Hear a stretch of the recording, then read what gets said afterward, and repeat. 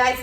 Hope you're having a great week so far. So we're ending this work week, Friday's workout, with a Fight Gone Bad twist. So if you've done Fight Gone Bad before, it is 3 rounds, 1 minute at each station for 5 movements, and then a built-in 1 minute rest after each round. So I'm mixing it up with a dumbbell or a kettlebell, and then should get that heart rate nice and high, a nice and sweaty workout. So quick warm up, and then we're gonna get into priming the movements, kind of making sure that the weight you have is appropriate, or adjusting the movements to what you need them to be to make that weight work.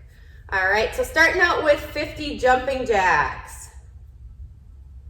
Let's get that heart rate high. If you want to choose a different form of cardio, that's totally okay. Then we are gonna drop into that squat hold. In this position, I want you guys to think of staying active. So we're not just letting that butt drop and letting that core go loose. We're still keeping that chest nice and high. It is okay to move around on your ankles, get those hips and knees, ankles all nice and warm. Spending 1 minute in this position. When you come out of it, shake it out a little bit. And then we are gonna go into each of the movements for the workout. I want you guys to get 5 reps of each in minimum. So if it's 1 arm or 1 leg, something like that, make sure you get 5 each side. All right, so the first one we have is that goblet thruster. So unlike a single arm or a barbell thruster, we are actually gonna hold either your kettlebell or your dumbbell at that chest height, just where you would for a goblet squat.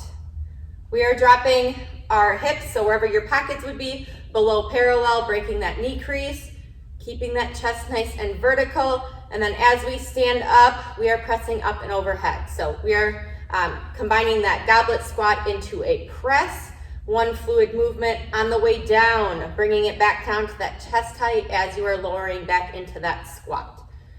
So make sure you give me 5 of those. It is a little bit more awkward when you first start. So make sure you have a nice grip on it as you get it above your head. Please do not hit yourself in the head.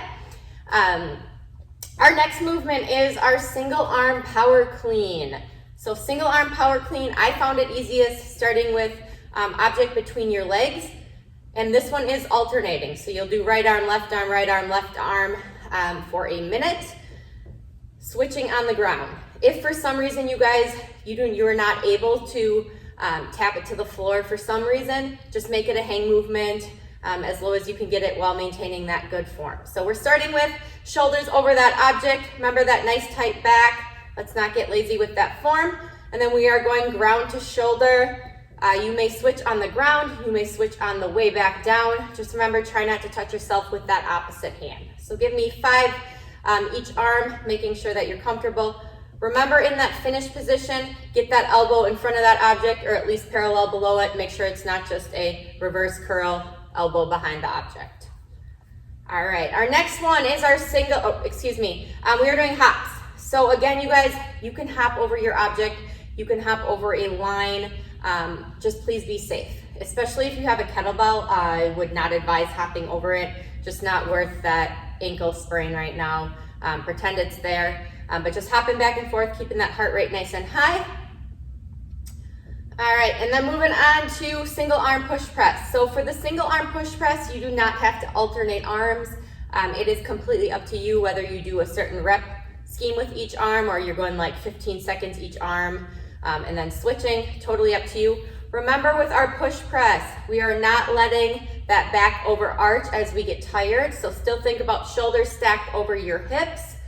Dip drive, feel the weight in your heels as you're dipping, up and overhead. All right, remember, keep that rib cage tucked.